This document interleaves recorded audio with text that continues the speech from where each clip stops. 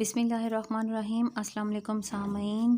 वक्त कम और काम ज़्यादा। इतनी बड़ी शख्सियत हमारे दरमियान सियालकोट चैम्बर ऑफ कॉमर्स में मौजूद थी, उन्हें ये यादगारी शील्ड दी गई। नेक्स्ट में आप देखेंगे कि उनकी स्पीच जो उन्होंने की, नहायत खुश मिजाज खातून है मुनीज़ा हाशमी। और इस वीडियो के एंड पर मैं आपको कुछ मज़ीद बताऊंगी बातें। इसके अलावा नेक्स्ट वीडियो में मैं आपको वो इनकी वीडियो दिखाऊंगी जिसमें इन्होंने एक ऐसी नज़्म शेयर की है जो कि फैज़ की किसी भी मजमूए में शामिल नहीं है। चैनल पर नए हैं तो लाइक ज़रूर कीजिए, वीडियो सब्सक्राइब कीजिए और बेल आइकन दबाइए। मैं नौजवानों को यहाँ देख रही हूँ, सबसे ज़्यादा खुशी तो ख़वातीन को देखती हूँ। मैं आपको बता नहीं सकती, जो आपने जिक्र किया। और मैं इस वक्त एक कमिटमेंट देना चाहती हूँ फैज़ बगैर पूछे किसी फैज़ फाउंडेशन की तरफ से कि जब भी वो बेटी का है वो वहाँ बैठी विरसे में हमारा हिस्सा होगा, फैज़ फाउंडेशन का हिस्सा भी होगा और मेरा ज़ाती हिस्सा होगा। और हिस्सा क्या है बेटा, पर्ची मेरे पास नहीं है, ना चेकबुक है, मेरा अपना वजूद है। और इसी तरह अगर आप जाहिर शेख को मेरे पीछे लगा देंगे तो ये मेरी कमिटमेंट है आपसे फैज़ फाउंडेशन की तरफ से और मेरी तरफ से भी कि जब भी आप विरसा करेंगी तो फैज़ की तरफ से बगैर पूछे। इन्होंने अप्रोच किया था अदील को, अदील इस वक्त ज़रा मसरूफ़ हैं, आ जाते वो आज, और अगर आ जाते तो मेरी कोई पोजीशन नहीं उसी की थी क्योंकि वो बहुत ज़्यादा आपको पता है हैं, उसमें एक एंगल है सेलिब्रिटी का भी और फैज़ उसको बिल्कुल फिक्स है। तो जी नाम सुनिए। तो इस वजह से, लेकिन ये कि आपकी पहली शाम जब भी होगी मैं कमिट करती हूँ कि अदील आएंगे उसमें।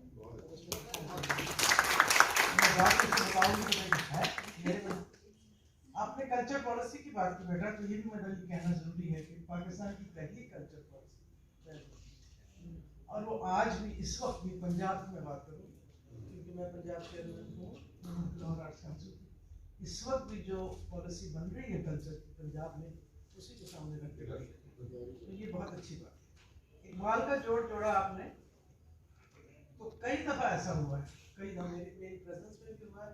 और शुएब साहब अल्लाह उन्हें सेहत दे, उनको ज़ाहिर आपको पता है बीमार है बहुत सारा, तो मेरे बहन तो उनसे कई दफ़ा लोगों ने पूछा कि इकबाल मैं बड़ी मुश्किल से उर्दू बोल रही हूँ क्योंकि मेरी मादरी ज़ुबान अंग्रेज़ी है और मेरे बाप की ज़ुबान पंजाबी है, लेकिन उर्दू मैंने सीखी है सरकारी ज़ुबान।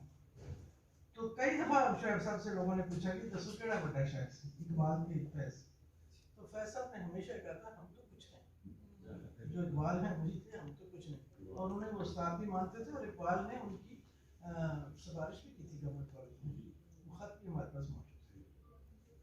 तो और ये आपने बेटी फैज़ मेले की बात की, तो मैं आज सब आप लोगों को, चाहे अभी इस साल का भी नहीं पता, 20 नवंबर को होता है फैज़ मेला लाहौर में, कोई दूर नहीं है और बहुत अच्छा होता है। जिस तरह बेटी ने बात की, मैं आपको अपनी तरफ से दावत देती हूँ, आप ज़रूर आइए और जितने ज़्यादा लोग लेके आएंगे हम आपके लिए स्पेशल कर देंगे, वो आपसे हमारा रहेगा। लेकिन अभी इस साल कभी नहीं हुआ, अगले साल का शायद ऐसे शायद हो।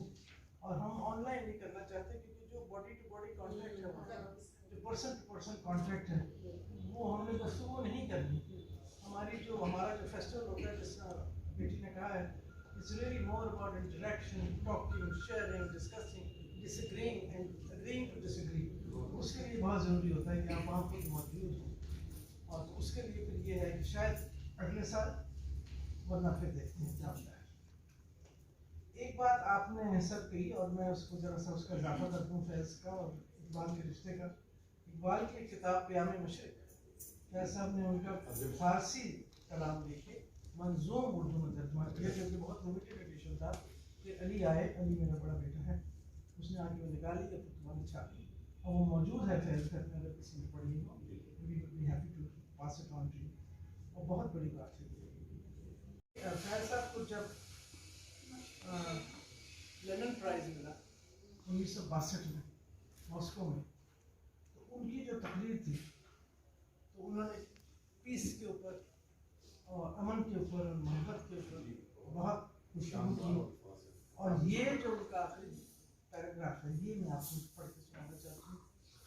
आई एम कन्विंस, इसलिए मैं कह रही कि आज का ज़माना थी, 1962 की बात है, और लोग ये कहते हैं और अब मेरा यकीन होता जा रहा है, genius is a man who lives before his time. तो वो शख्स जिया 1911 से लेके 1984 तक, लेकिन वो शख्स जिंदा है। लोग जो कहते हैं फैज़ जिंदा है, वो इसलिए कि उसका जो मैसेज है, उसकी जो बातें हैं आज आप भी याद करते हैं। तो उस शख्स ने शायद ये 2019-20-21 का पेंडेमिक देख लिया या नहीं देखा, या यमन का हाल देख लिया, या अफगानिस्तान का हाल देख लिया, इराक का देख लिया, लीबिया का देख लिया, या और जहाँ जहाँ दुनिया में इस वक्त बहुत बहुत परेशानियाँ हैं वो भी देख लिया। अफ्रीका का तो कोई हाल ही नहीं। उस हवाले से वो लिखते हैं, और I would just like to read this, it's up on the net. I am convinced that the humankind, which has never surrendered to its enemies, will emerge victorious, and that at long last, hatred, depression, and war will give way to peace and universal brotherhood. I am convinced that we shall all live together in harmony, as Hafiz, the Persian poet, had wanted us to live long ago.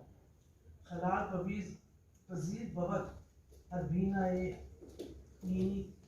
बीनी बजुज़ बीना मोहब्बत की खाली खलल अस्त। And हाफिज का शेर है, उसमें ये है कि लव विल रिमेन ऑलवेज। तो मेरे ख्याल में ये मैसेज है, जिंदा लंबी है गम की शान लेकिन शान। आप लोगों का शुक्रिया, आपने इतनी इज्जत अफजाई की। और फैज़ को मैं तो फिर हमको ऐसे मानूँ ये भी पता ना शामिल हो जाएंगे, लेकिन thank you so much. God bless you all.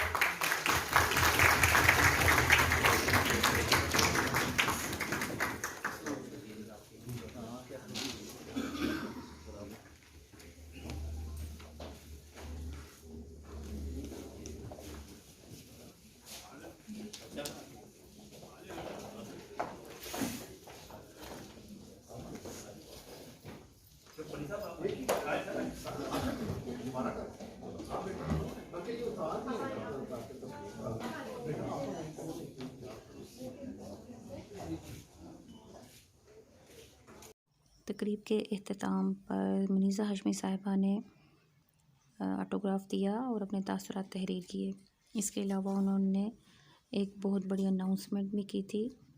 फैज़ अहमद फ़ैज़ बहसियत बाप कैसे हैं, उन्होंने बच्चों को खतूत लिखे हैं, वो इनके पास महफूज हैं, और उसके हवाले से ये क्या कहती हैं वो भी नेक्स्ट वीडियो में बताऊँगी इंशाअल्लाह।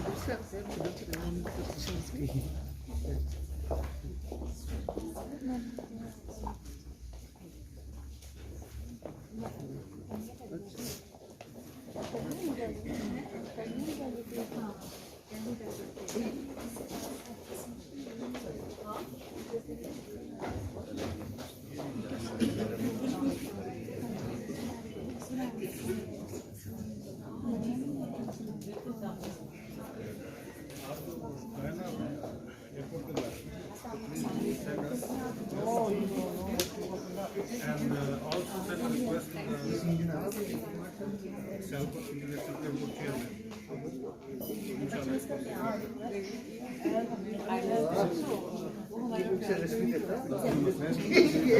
Board Chairman.